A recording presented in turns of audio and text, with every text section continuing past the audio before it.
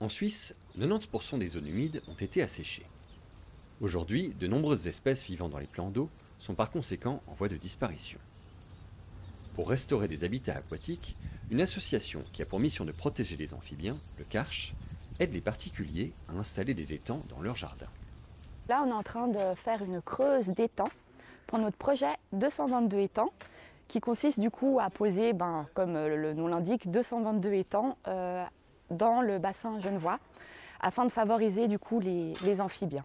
C'est des animaux assez fragiles au niveau des pesticides, ils ont la peau perméable.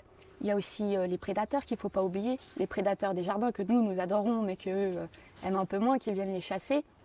Et donc oui, c'est quand même une biodiversité très menacée, oui. Pratiquement toutes les espèces sont sur liste rouge, donc avec des statuts qui méritent du coup protection. Les plans d'eau, les marais en général, ils ont fortement régressé. Et en faisant ça, en fait, on apporte des petits points relais dans les zones où avant il y avait plus de plans d'eau.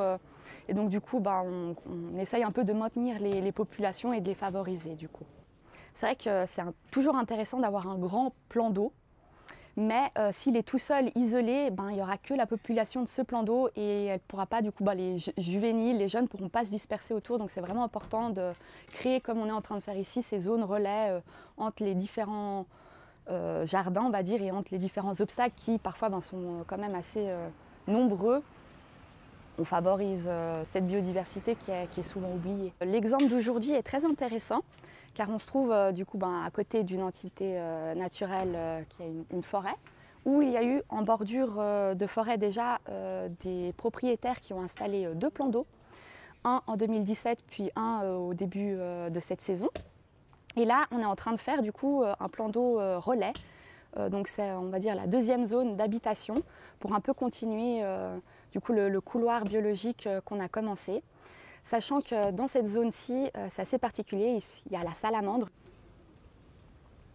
On a des autorisations pour récolter les plantes en milieu naturel, donc genevois, pour pouvoir garder l'écotype genevois et du coup les amener dans les plans d'eau.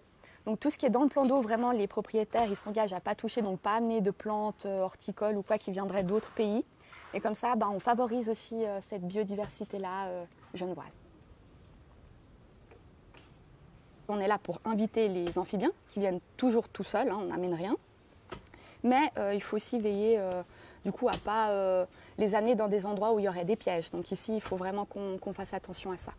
On installera du coup des structures terrestres autour pour encore une fois favoriser les caches pour les prédateurs. Quand on a fini la creuse, on donne ce petit carnet aux propriétaires qui explique du coup au niveau de l'entretien, des espèces qu'ils peuvent trouver, des problèmes qu'ils pourraient rencontrer. Et le printemps suivant, on fait toujours un premier suivi pour voir justement ce taux de colonisation un peu global. Alors la première année, on estime environ 50% le taux de colonisation, ce qui est assez important. Et donc du coup, je trouve que y a beaucoup de positifs à pouvoir accueillir un plan d'eau chez soi si on a la place. Voilà.